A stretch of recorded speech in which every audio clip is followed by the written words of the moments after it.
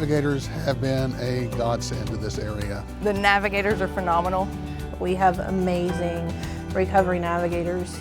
I can build a relationship with people just based on the fact that we're similar in so many different ways.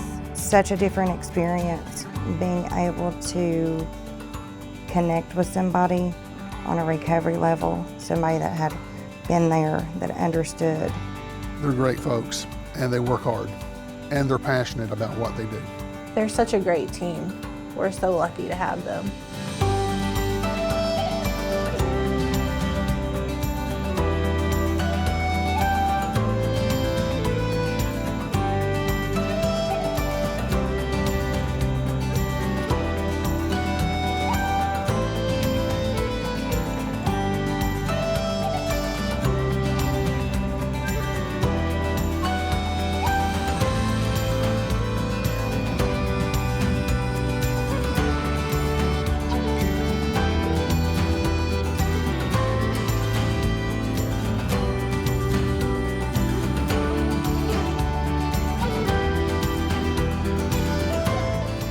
We have people called navigators who are going to be around the state. They're working for organizations like Cherokee and Frontier and others around the state.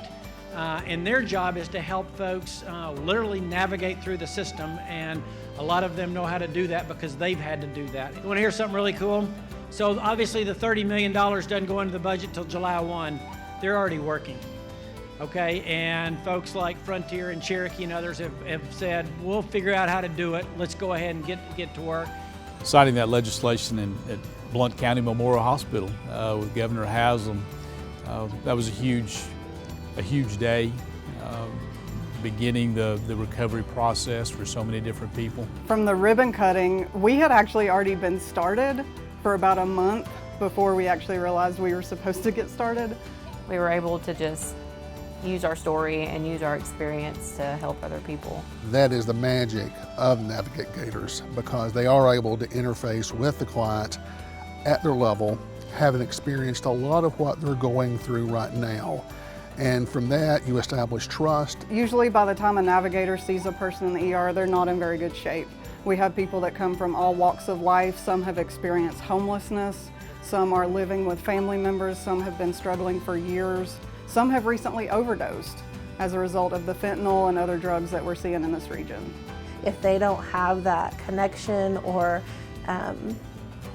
that feeling of security and trust, then they're not going to come to us. The navigators are the first person that they typically meet within our facility.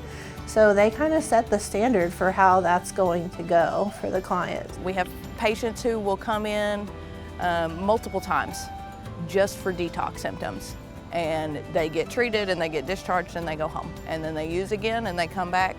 And these navigators are ones that we can use for that long-term contact, where if they come in and they're in detox and they're not ready for treatment, the navigators will stay in contact with them.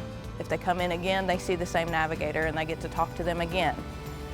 And eventually, when they're ready for treatment, that navigator can get them in there and give them those resources that we wish we could give them.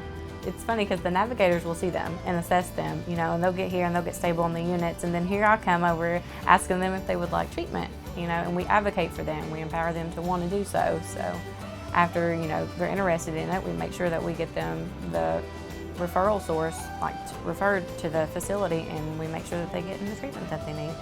It's great to be able to offer these kinds of services to them because not a lot of places have these services. It's not just treating the symptoms right then.